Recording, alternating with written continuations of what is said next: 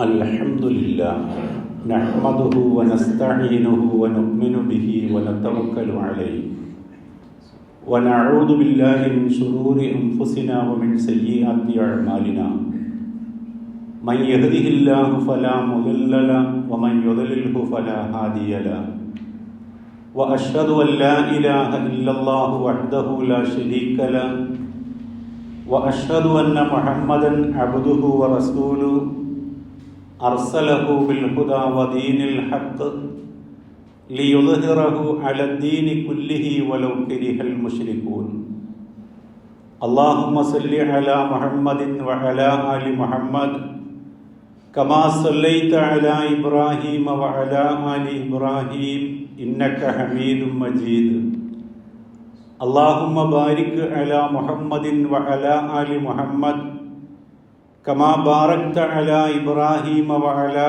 آل إبراهيم إنك حميد مجيد أما بعد فإن أصدق الكتاب كتاب الله وخير السنن سنن محمد صلى الله عليه وسلم وشر الأمور محدثاتها وكل محدثة بدعة وكل بدعة ضلالة يا أيها الذين آمنوا أوصيكم أولا بتقوى الله أعوذ بالله من الشيطان الرجيم بسم الله الرحمن الرحيم وما أرسلنا من قبلك من رسول إلا نوحي إليه أنه لا إله إلا أنا فاعبدون അള്ളാഹുവിൻ്റെ അടിമകളായ സഹോദരങ്ങളെ, അള്ളാഹുവിൻ്റെ വിധിവിലക്കുകൾ അനുസരിച്ച് ജീവിക്കാൻ എന്നെയും നിങ്ങളെയും ആദ്യമേ ഉണർത്തുകയാണ്, ഉപദേശിക്കുകയാണ്.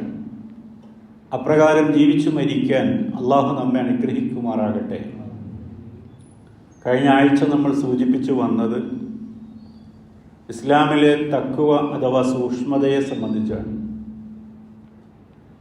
കർമ്മങ്ങളിലും അനുഷ്ഠാനങ്ങളിലുമുള്ള വർധനവോ മറ്റേതെങ്കിലും നിലക്കുള്ള പ്രകടനപരതയോ അല്ല ഇസ്ലാമിലെ തഖ്വ എന്നതുകൊണ്ട് വിവക്ഷിക്കുന്നത് നമ്മൾ മനസ്സിലാക്കി. അത് അള്ളാഹുവും അവൻ്റെ പ്രവാചകനും എവിടെയാണോ പറഞ്ഞിട്ടുള്ളത് ആ പറഞ്ഞതുപോലെ ഒരു കാര്യം നിർവഹിക്കുക എന്നതാണ്. അള്ളാഹുവിൻ്റെ വിരോധങ്ങളെ ഏറ്റവും കൂടുതലായി സൂക്ഷിക്കുന്നവരാണ് നമ്മുടെ കൂട്ടത്തിലെ ഏറ്റവും വലിയ ഭക്തനെന്ന് അള്ളാഹുവിൻ്റെ റസൂൽ സല്ലല്ലാഹു അലൈഹി വസല്ലം വിവരിക്കുകയുണ്ടായി. ഏതൊരു സമൂഹവും യോഗ്യരായിത്തീരുന്നൊരു ഭാഗം എന്ന് പറയുന്നത് അവർ ഉൾക്കൊള്ളുന്ന ആദർശവും ആ ആദർശം പ്രതിനിധാനം ചെയ്യുന്ന പ്രവർത്തനവും തമ്മിലുള്ള അന്തരം കുറഞ്ഞു വരുമ്പോഴാണ്. അപ്പോൾ നമ്മളൊക്കെ മുസ്ലിങ്ങളാണ് എന്ന് പറയുമ്പോൾ ഇസ്ലാം ഇവിടെ എടുത്തുയർത്തുന്ന ഒരുപാട് ആദർശ സംവിധാനങ്ങളുണ്ട്, അല്ലെങ്കിൽ നിർദ്ദേശങ്ങളുണ്ട്. അത്തരം ആദർശവും നമ്മുടെ ജീവിതവും തമ്മിൽ എന്തു ബന്ധം എന്നുള്ളതിൻ്റെ അടിസ്ഥാനത്തിലാണ് നമ്മൾ എത്ര കണ്ട് മുസ്ലിങ്ങളാണ് എന്നത് അള്ളാഹുവിൻ്റെ അടുക്കൽ സ്വീകരിക്കപ്പെടുക. എക്കാലത്തെയും മാനവ ചരിത്രത്തിൻ്റെ ഒരു പ്രത്യേകത, മനുഷ്യർക്ക് മാർഗഭ്രംശം സംഭവിച്ചു പോയ ഏറ്റവും പ്രധാനപ്പെട്ടൊരു മേഖല എന്ന് പറയുന്നത് അള്ളാഹുവിലുള്ള ദൈവത്തിലുള്ള വിശ്വാസത്തിലായിരുന്നു എന്ന് കാണാൻ കഴിയും. 100,000-ലധികം പ്രവാചകന്മാരെ അള്ളാഹു ഭൂലോകത്തേക്ക് നിയോഗിച്ചത് മനുഷ്യർക്ക് സംഭവിക്കുന്ന ഈ അപജയത്തിൽ നിന്ന് അവരെ മോചിപ്പിച്ചെടുക്കാൻ വേണ്ടിയായിരുന്നു. അപ്പോൾ ഇനി ഒരു പ്രവാചകൻ ഈ ലോകത്തേക്ക് വരാനില്ല. അതുകൊണ്ട് തന്നെ പ്രവാചകന്മാർ നിയോഗിച്ച അല്ലെങ്കിൽ നിയോഗിക്കപ്പെട്ട ആ ദൗത്യം നിർവഹിക്കേണ്ടത് അവരുടെ അനുയായികളിലൂടെയാണ്. അത് കൃത്യമായി നിർവഹിക്കാൻ വിശ്വാസത്തിൽ കണ്ടുവരുന്ന ജീർണതകൾക്കെതിരിൽ ശക്തമായി പ്രബോധനം നടത്തുക എന്നത് നമ്മൾ ഓരോരുത്തരുടെയും ബാധ്യതയും ചുമതലയുമാണ്. ആ കാര്യം നിർവഹിക്കേണ്ടത് ഇനി വരുന്ന ഓരോ മുസ്ലിമുമാണ് എന്ന് ചുരുക്കം. ഞാൻ ആമുഖമായി നിങ്ങളുടെ ശ്രദ്ധയിൽ കേൾപ്പിച്ച വചനം ഖുർആനിലെ 21-ാമത്തെ അധ്യായം സൂറ അംബിയായിലെ 25-ാമത്തെ വചനമാണ്. ആ ആയത്തിലൂടെ അള്ളാഹു നമ്മുടെ ശ്രദ്ധയിൽ കൊണ്ടുവരുന്നത് വമാ അർസൽനാ മിൻ ഖബലിക മിർ റസൂലിൻ, അള്ളാഹു പറയുകയാണ്, അല്ലയോ പ്രവാചകരെ, മുഹമ്മദ് നബി സല്ലല്ലാഹു അലൈഹി വസല്ലമയോടാണ് അഭിസംബോധന, നിനക്ക് മുമ്പ് നാം ഒരു ദൂതനെയും പറഞ്ഞയച്ചിട്ടില്ല. ഇല്ലാ നൂഹി ഇലൈഹി, ആ പ്രവാചകനിലേക്ക് പ്രത്യേകമായ ദിവ്യ സന്ദേശം നൽകിക്കൊണ്ടല്ലാതെ, അന്നഹു ലാ ഇലാഹ ഇല്ലാ അന ഫഅ്ബുദൂൻ, ആ സന്ദേശം എന്ന് പറയുന്നത് ഞാനല്ലാതെ യാതൊരു ദൈവവുമില്ല, അതിനാൽ എന്നെ നിങ്ങൾ ആരാധിക്കുക എന്ന സവിശേഷമായ സന്ദേശം പറഞ്ഞുകൊണ്ടല്ലാതെ ഒരൊറ്റ ദൂതനെയും അള്ളാഹു അയച്ചിട്ടില്ല എന്നതാണ്. അപ്പോൾ എല്ലാ പ്രവാചകന്മാരും ഈ ലോകത്ത് പറഞ്ഞതിൽ ഏറ്റവും ശ്രേഷ്ഠമായിട്ടുള്ള ആശയം എന്ന് പറയുന്നത് നമ്മൾ നിരന്തരമായി ഉരുവിട്ടുകൊണ്ടിരിക്കുന്ന ഈ ലാ ഇലാഹ ഇല്ലല്ലാഹയാണ്. ഈ ആയത്തിന്റെ വിശദീകരണത്തിൽ ഇമാം ഇബ്നു കസീർ രേഖപ്പെടുത്തിയത് ഇങ്ങനെയാണ്: ഫകുല്ലു നബിയ്യിൻ ബഅസഹുല്ലാഹു യദ്ഉ ഇലാ ഇബാദത്തില്ലാഹി വഹദ ലാ ശരീക ലഹു. എല്ലാ പ്രവാചകന്മാരും തങ്ങൾ നിയോഗിതരായ സമൂഹത്തോട് പറഞ്ഞു, നിങ്ങൾ അള്ളാഹുവിനെ ആരാധിക്കണം, ആ അള്ളാഹുവിൽ മറ്റൊന്നിനെയും പങ്കുചേർക്കാൻ പാടില്ല. വൽ ഫിത്രത്തു ഷാഹിദത്തുൻ, അതിന് ഓരോരുത്തരുടെയും പ്രകൃതി തന്നെയും സാക്ഷ്യമാണ്. നമ്മൾ തന്നെയും നമ്മളെ രക്ഷിതാവിനെ മാത്രം ആരാധിക്കണം എന്ന ആശയത്തിന് സാക്ഷിയാണ്. ബിദാലിക അയ്ളൻ വൽ മുശ്രികൂന ലാ ബുർഹാന ലഹും ഹുജ്ജത്തുഹും ദാഖിലത്തുൻ ഇൻദ റബ്ബിഹിം. എന്നാൽ ബഹുദൈവ വിശ്വാസികളായ ആളുകൾ കൊണ്ടുവരുന്ന അവരുടെ യാതൊരു പ്രമാണങ്ങളും അള്ളാഹുവിൻ്റെ അടുക്കൽ വിലപ്പോവുകയില്ല. അവർ സമർത്ഥിക്കുന്ന ആശയങ്ങൾ അള്ളാഹുവിൻ്റെ അടുക്കൽ നിരർത്ഥകമായിരിക്കും. വഅലൈഹിം ഗളബുൻ അദാബുൻ ശദീദുൻ, അവർക്ക് അള്ളാഹുവിൻ്റെ ഭാഗത്തു നിന്ന് കോപമുണ്ടായിരിക്കും, കഠിനമായ ശിക്ഷയും ഉണ്ടായിരിക്കും. അപ്പോൾ അള്ളാഹുവിൽ പങ്കുചേർക്കുക എന്ന് പറയുന്നത് വളരെ ഗൗരവമുള്ളൊരു കാര്യമായിക്കൊണ്ടാണ് ഈ ദിവ്യ സന്ദേശത്തിൻ്റെ, ഈ വചനത്തിൻ്റെ വ്യാഖ്യാനത്തിൽ വിവരിച്ചിട്ടുള്ളത്. എന്തുകൊണ്ടാണ് ഒരു വ്യതിരിക്തമായ സമൂഹത്തിൽ, ബഹുമത സമൂഹത്തിൽ നമ്മൾ ഈ ആശയം എന്തിനെത്ര ഉറക്കെ പറയണം? ഒരു അഡ്ജസ്റ്റ്മെൻറ്റുകൾ പല കാര്യങ്ങളിലും നിർവഹിക്കുന്നവരാണ് നമ്മൾ. പല കാര്യങ്ങളിലും വലിയ വാശി പിടിക്കുന്നവർ ഉത്തരവാദിത്തങ്ങൾ ഏറ്റെടുക്കുമ്പോൾ അവിടെ ചില അഡ്ജസ്റ്റ്മെൻറ്റുകൾ, നീക്കുപോക്കുകൾ, പ്രായോഗികത എന്ന രീതിയിലൊക്കെ നമ്മൾ കൊണ്ടുവരാറുണ്ട്. എന്നാൽ ഈ ലോകത്ത് നടക്കുന്ന, അല്ലെങ്കിൽ നമ്മുടെ സമൂഹത്തിൽ നടക്കുന്ന ഏതൊരു ചർച്ചയും ആദർശ സംബന്ധിയായ, വിശ്വാസപരമായ, ആചാരപരമായ അത്തരം സംവാദങ്ങളും അത്തരം സംസാരങ്ങളും ഒക്കെ നടക്കുമ്പോൾ അവിടെ മാറ്റി നിർത്തപ്പെടുന്നവർ അല്ലെങ്കിൽ ചോദ്യം ചെയ്യപ്പെടുന്ന ആളുകൾ മുസ്ലിങ്ങളാണ്.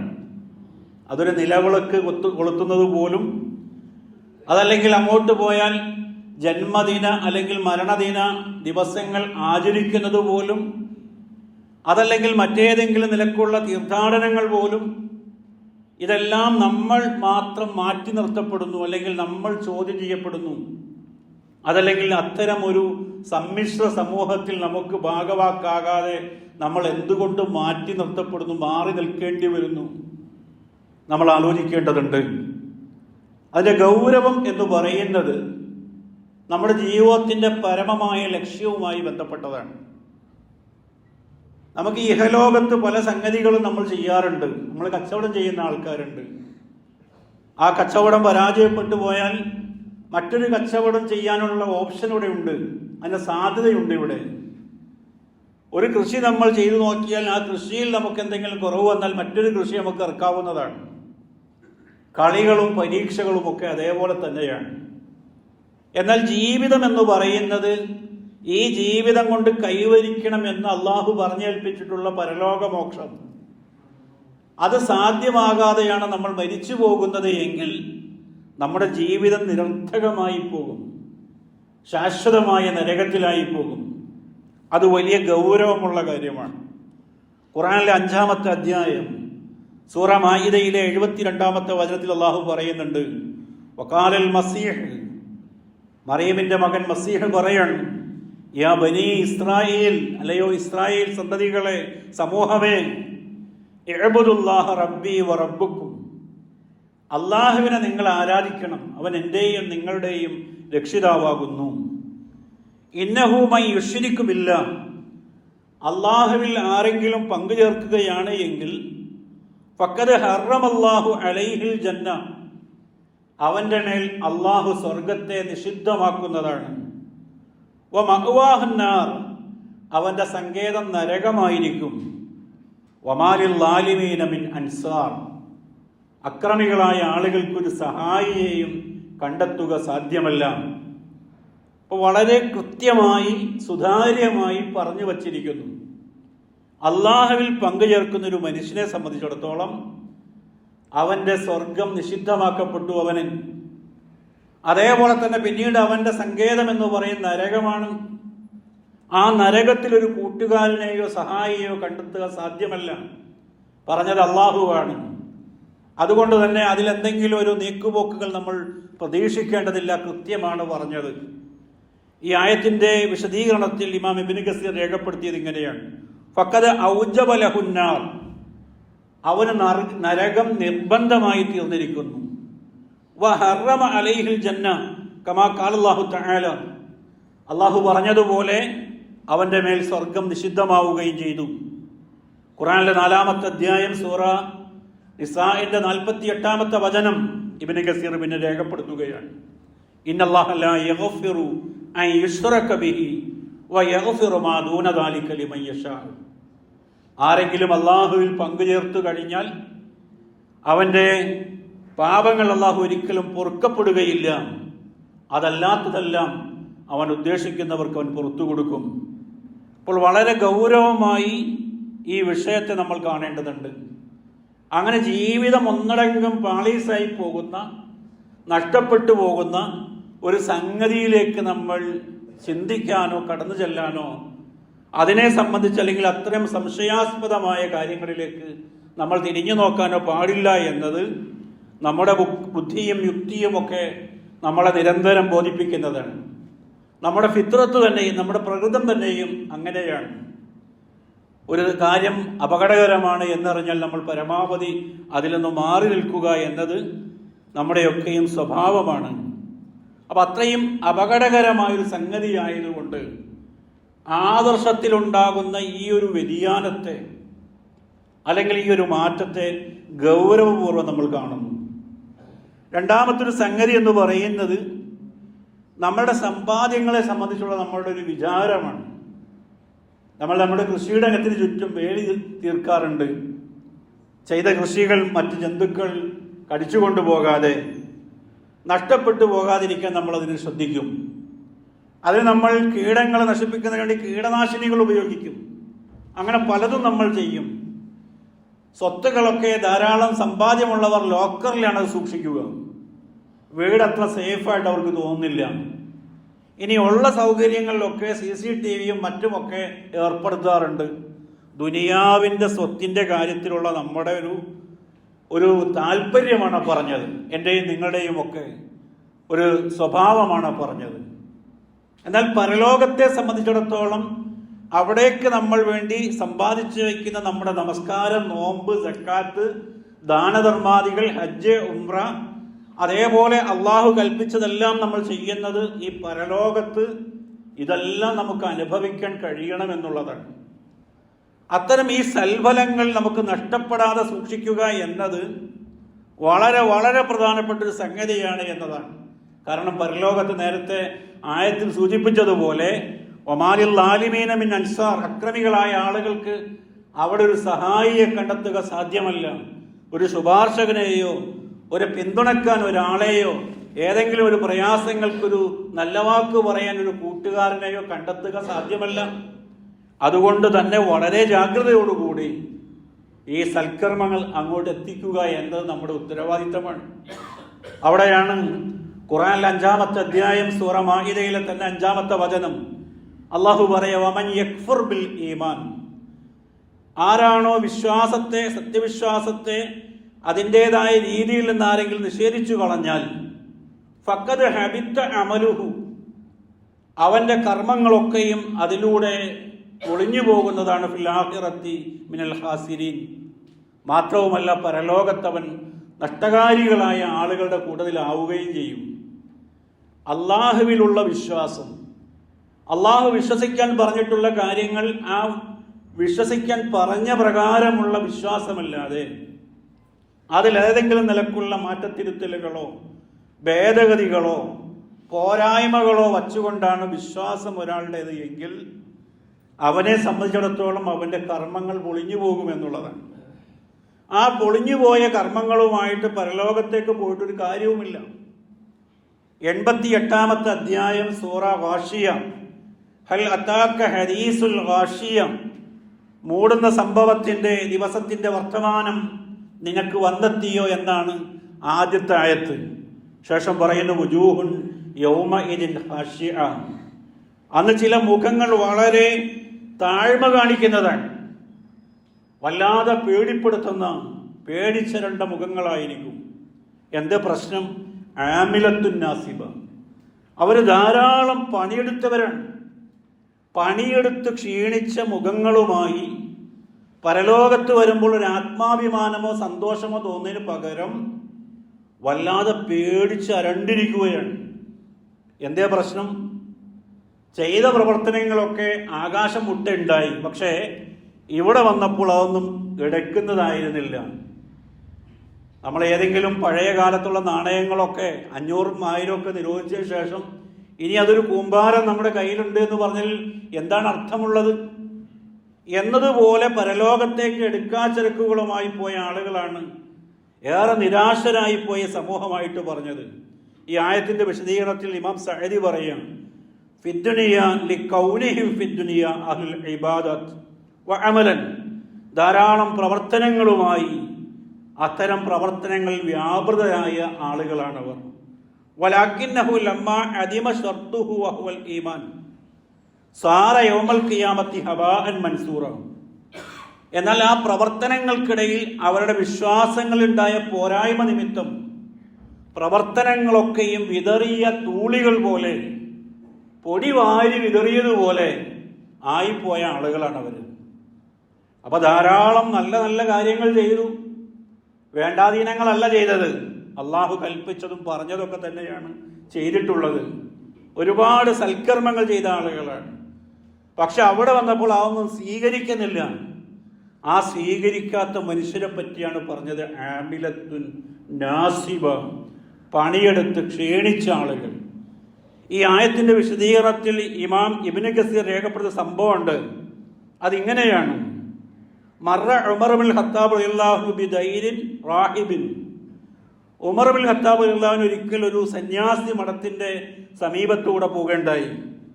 അദ്ദേഹം പറഞ്ഞു, ഫനാദാഹു യാ റാഹിബ്, അല്ലയോ സന്യാസി വരരെ എന്ന് പറഞ്ഞുകൊണ്ട് അദ്ദേഹം അവിടുത്തെ അതിന്റെ ഉടമസ്ഥനെ വിളിക്കുകയാണ്.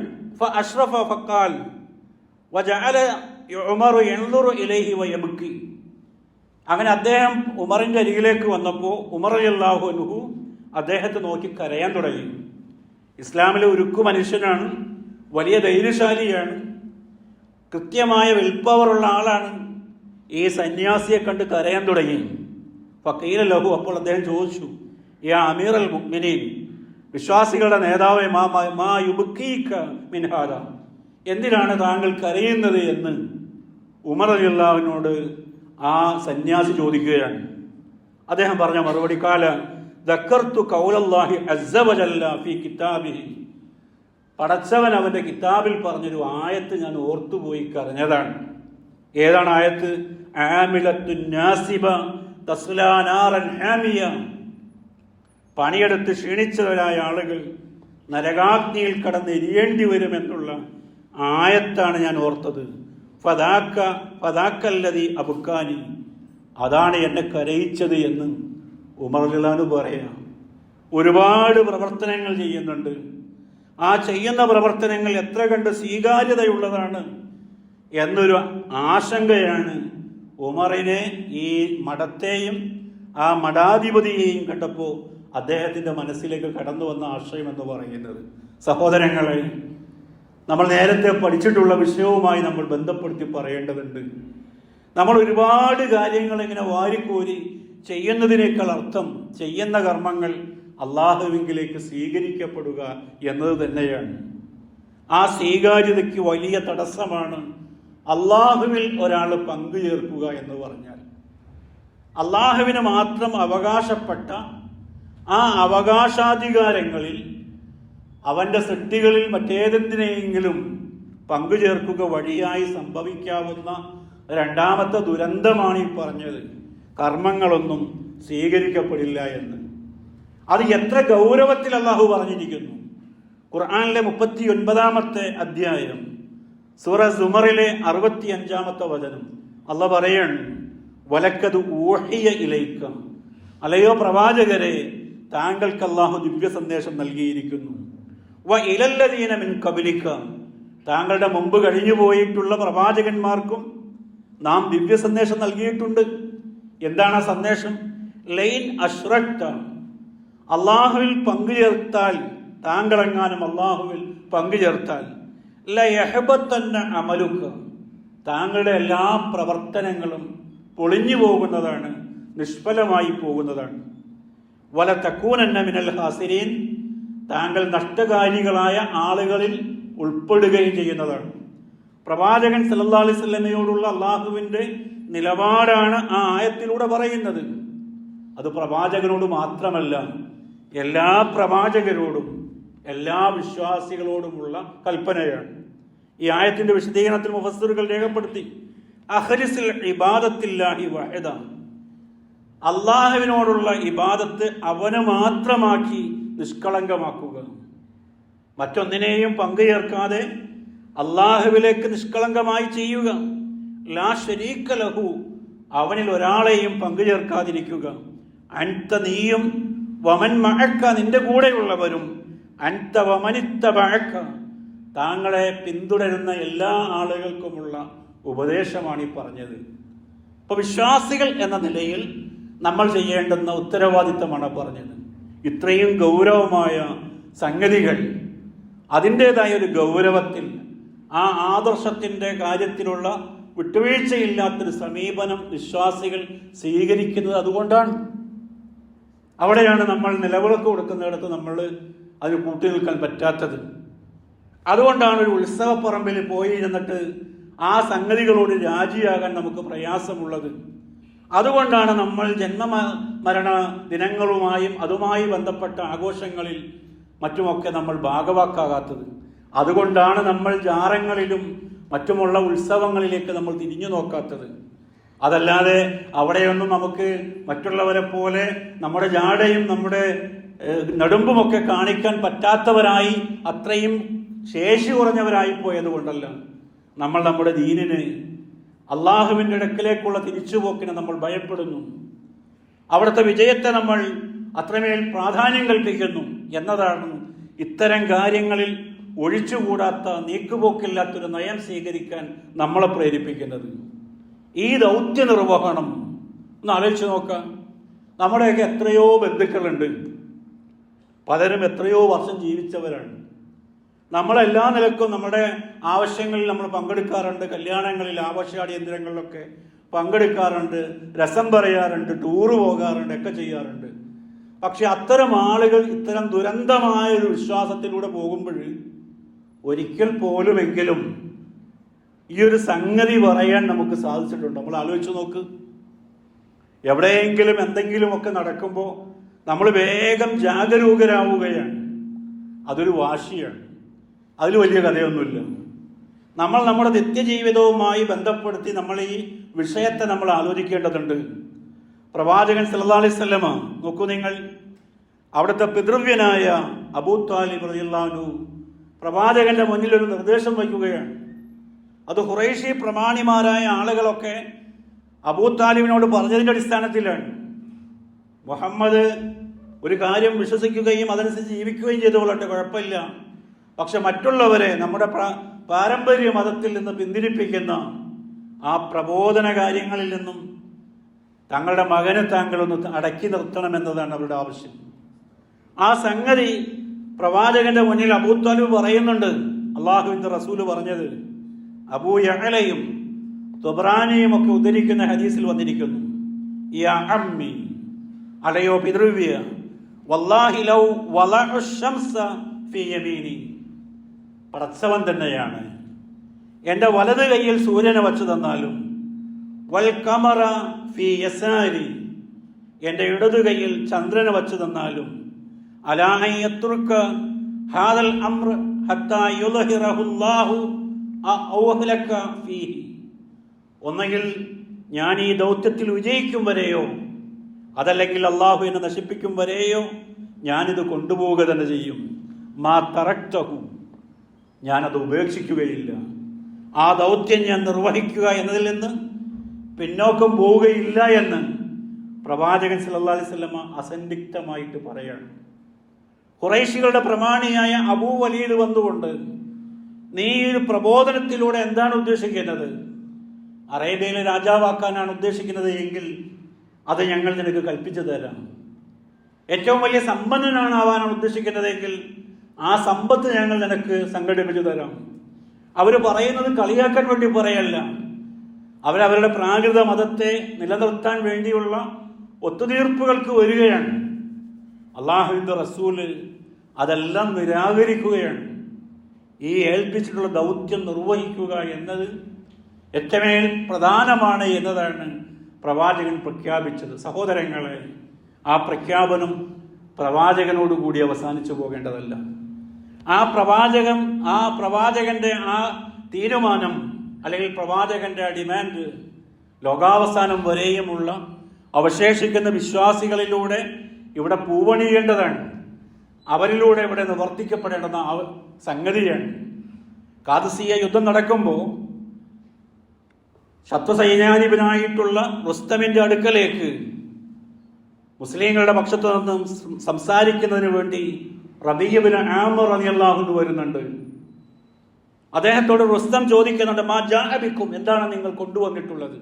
എന്താണ് നിങ്ങൾക്കിപ്പോൾ ഞങ്ങളോട് പറയാനുള്ളത്? ഒരു യുദ്ധത്തിന്റെ ഇടയിലുള്ള സംസാരമാണ്. അതിന് റബീഅ ഇബ്നു ആമിർ പറയുന്നത്, ഇമാം ഇബ്നു കസീർ അദ്ദേഹത്തിന്റെ ചരിത്രഗ്രന്ഥമായ ബിദായ വ നിഹായയിൽ ഉദ്ധരിക്കുകയാണ്, അല്ലാഹു ഇബ്തഅസന, പടച്ചവനാണ് ഞങ്ങളെ നിയോഗിച്ചിരിക്കുന്നത്, ലിനുഖ്രിജ മൻ ശാഅ മിൻ ഇബാദത്തിൽ ഇബാദ ഇലാ ഇബാദത്തില്ല, അള്ളാഹുവിൻ്റെ സൃഷ്ടികളിൽ മറ്റു ചിലരും ആ സൃഷ്ടികളെ ആരാധിക്കുന്നതിൽ നിന്നും അള്ളാഹുവിനോടുള്ള ഇബാദത്തിലേക്ക്, അള്ളാഹുവിനോടുള്ള അടിമത്തത്തിലേക്കാണ് ഞങ്ങൾക്ക് നിങ്ങളെ ക്ഷണിക്കാനുള്ളത്. വമിൻ ലീഖി ദുനിയ ഇലാ സഅതിഹ, ദുനിയാവിൻ്റെ ഈ കുടുസതയിൽ നിന്ന് അതിൻ്റെ വിശാലതയിലേക്കാണ് ഞങ്ങൾക്ക് നിങ്ങളെ ക്ഷണിക്കാനുള്ളത്. നിങ്ങളുടെ ലോകമെന്ന് പറയുന്നത് ദുനിയാവിൽ പരിമിതമാണ്. ആ പരിമിതമായ അത്തരം ചിന്തയുള്ള നിങ്ങളോട് വിശ്വത്തോളം വിശാലമായ ആകാശലോകങ്ങളെക്കാൾ വിശാലമായിട്ടുള്ള ഒരു സ്വർഗത്തെ പറ്റിയാണ് ഞങ്ങൾക്ക് പറയാനുള്ളത്. എത്ര ആർജവത്തോടു കൂടിയാണ് അദ്ദേഹം പറയുന്നത്. വമിൻ ജൗരിൽ അദിയാൻ ഇലാ അദിലിൽ ഇസ്ലാം, മതങ്ങളുടെ അനീതികളിൽ നിന്ന് ഇസ്ലാമിന്റെ നീതിയിലേക്കാണ് ഞങ്ങൾക്ക് നിങ്ങളെ ക്ഷണിക്കാനുള്ളത്, നിങ്ങളോട് പറയാനുള്ളത്. ഫഅർസൽനാ ബിദീനിഹി ഇലാ ഖൽഖിഹി, അങ്ങനെ അള്ളാഹു അവന്റെ ദീനുമായി അവന്റെ സൃഷ്ടികളിലേക്ക് ഞങ്ങളെ അയച്ചിരിക്കുകയാണ്. ലിതദ്ഉഹും ഇലൈഹി, അവനിലേക്ക്, അവന്റെ ആശയത്തിലേക്ക് നിങ്ങളെ ക്ഷണിക്കാൻ വേണ്ടി. അത് എല്ലാ കാലത്തും നിർവഹിക്കപ്പെടേണ്ട ഒരു സംഗതിയാണ് എന്നാ പറഞ്ഞത്. അപ്പോൾ കർമ്മങ്ങൾ പൊളിഞ്ഞു പോകാതിരിക്കുക എന്നത്, കർമ്മങ്ങൾ സുരക്ഷിതമായി അള്ളാഹുവിലേക്ക് എത്തിച്ചേരുക എന്ന് പറയുന്നത്. മൂന്നാമത്തെ സംഗതി എന്ന് പറയുന്നത്, നമ്മളൊക്കെ പലതിനെയും ഭയപ്പെടുന്ന ആളുകളാണ്. നേർക്കുനേരെ ഏതെങ്കിലും ക്ഷുദ്രജീവികൾ വരുന്നതിനെയല്ല, ഒരു കള്ളൻ കടന്നു വരുന്നതിനെയല്ല, മറ്റു പല രീതിയിലുമുള്ള പല ഭയപ്പാടുകളിലുമാണ് മനുഷ്യ സമൂഹം എന്ന് പറയുന്നത്. അത് എത്ര കണ്ട് ഭൗതിക വിദ്യാഭ്യാസം കൂടുന്നോ അത്ര കണ്ട് അത്തരം ഭയപ്പാടുകളും കൂടി വരുന്നു എന്നുള്ളതാണ് സമകാലിക ചരിത്രം നമ്മെ ബോധ്യപ്പെടുത്തുന്ന കാര്യമെന്ന് പറയുന്നത്. അത്തരം എല്ലാ ഭയപ്പാടുകളിൽ നിന്നും ഒരു മനുഷ്യൻ സുരക്ഷിതനാകുന്നത്, നിർഭയത്വം ഉള്ളവനാകുന്നത് അള്ളാഹുവിലേക്ക് നിഷ്കളങ്കമായി തിരിയുമ്പോഴാണ്.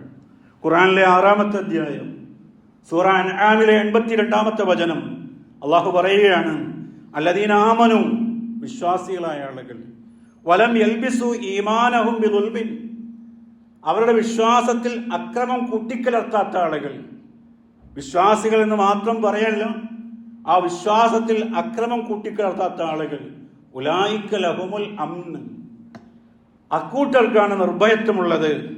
വഹും മുഹ്തദൂൻ, അവരാണ് സന്മാർഗികളായ ആളുകൾ. അപ്പോൾ നമുക്ക് എല്ലാ ഭയപ്പാടുകളിൽ നിന്നും നിർഭയത്വമുള്ളവരായി മാറണം. നോക്കൂ നിങ്ങൾ, ഇബ്രാഹിം നബി അലൈഹി ഇസ്ലാമിയോട് അദ്ദേഹത്തിൻ്റെ പ്രബോധിതരായ ആളുകൾ അദ്ദേഹത്തെ ഭയപ്പെടുത്തുകയാണ്. ഞങ്ങളുടെ ദൈവങ്ങളെ കുറ്റം പറഞ്ഞാൽ, ആക്ഷേപിച്ചാൽ കുരുത്തക്കേട് കിട്ടും, അനുഭവിക്കേണ്ടി വരുമെന്നുള്ളത്. അതിന് അദ്ദേഹം പറഞ്ഞ മറുപടി, വലാ അഖാഫു മാ തുശ്രികൂന ബിഹി, നിങ്ങൾ പങ്കുചേർക്കുന്ന ഒന്നിനെയും ഞാൻ ഭയപ്പെടുന്നില്ല.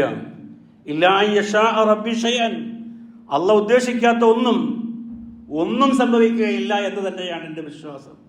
എത്ര കൃത്യമാണ്, എത്ര നിർഭയനായിട്ടാണ് ഒരു സമൂഹത്തോട് ഒറ്റയാനായി നിന്നുകൊണ്ട് ഇബ്രാഹിം നബി അലൈഹി ഇസ്ലാം പ്രബോധനം ചെയ്യുന്നത്.